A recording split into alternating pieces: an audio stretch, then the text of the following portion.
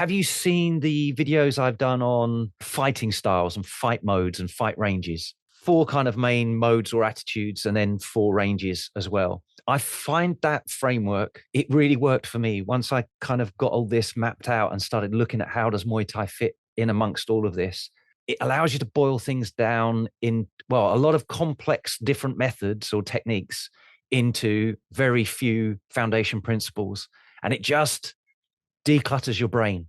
Fighters, welcome back to another episode of Heatrick Muay Thai Performance. Rather than having to think about all this myriad of different things, it's actually as simple as, well, first of all, you can win a fight just by fighting at the right range. You know, you don't have to worry about which techniques. If you're finding, for example, you've got a fighter who's a really good boxer, really good with his hands, and he's going to absolutely take your head off if you stay at that medium range for punches, then to beat him, you don't have to worry about what techniques or whatever. It's just like, well, I just need to stay out of medium range.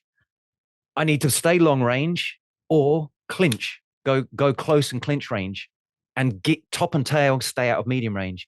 And just by thinking that in your fight, when you're tired, confused, and all the rest of it, just like, I've got to be distant or I've got to be in close, you'll automatically select all these different techniques and combinations that will work to beat that fighter without you having to think, if they do this, then I need to do this and all that. It filters that down.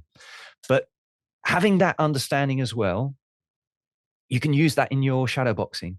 So you can be thinking, okay, I've got someone who's an aggressive boxer. I'm imagining that I'm defending against that. I'm using my footwork to get what I'm being elusive. And then I'm switching and being aggressive and coming up and clinching and all that stuff you can just sort of do as role play when you're shadow boxing.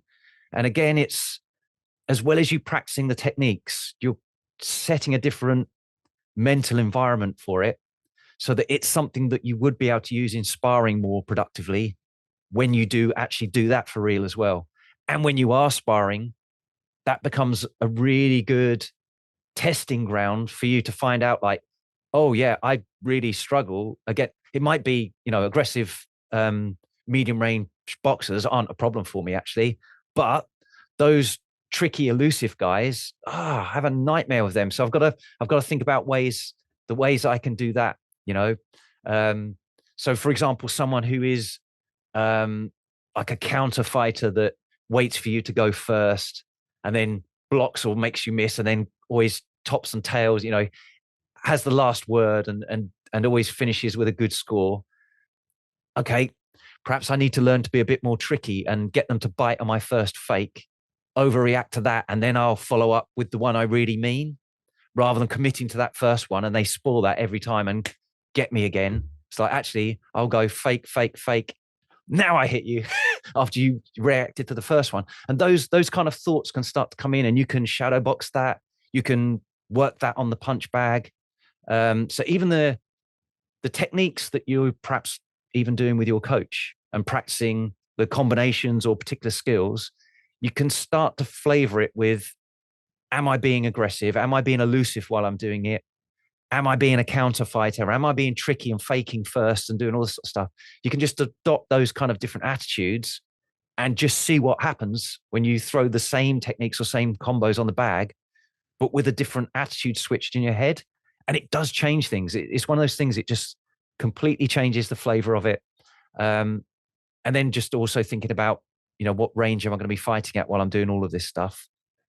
Just bolting those together starts to change how you rehearse even just the same skills, changes the way the repetition's done, and does become like an automatic thought process, almost like chess, that you'll start to layer on and apply when you do start getting to spar different partners. Because that's the other thing as well. When you have got very few sparring partners, you get to know, even instinctively, even if you don't realize, what ranges they like to fight at and which ones they don't, what sort of modes they tend to use as well. They like to be aggressive or they like to be elusive, and how to kind of just mess that up for them. But the beauty of the chess match against the unknown opponent is, well, the first round or two, I've got to figure out what are their strengths and weaknesses, what modes do they like, what ranges do they like, how do I marry up with that, and which counter or antidote to their style can I use that's not necessarily even like my favorite style, but it might be my favorite style against their style isn't going to work. So I need to play this in a way that's going to mess them up the most. And it might not even be my favorite style, but it messes them up the most, so I'll win. Thanks for listening. If you found this valuable, please like, subscribe, and share with someone else it could help too. Please give the podcast a review or comment below. We'd love to hear from you. As always, you can visit heatrick.com for more Muay Thai performance podcasts, videos, articles, and guides. Catch you next time.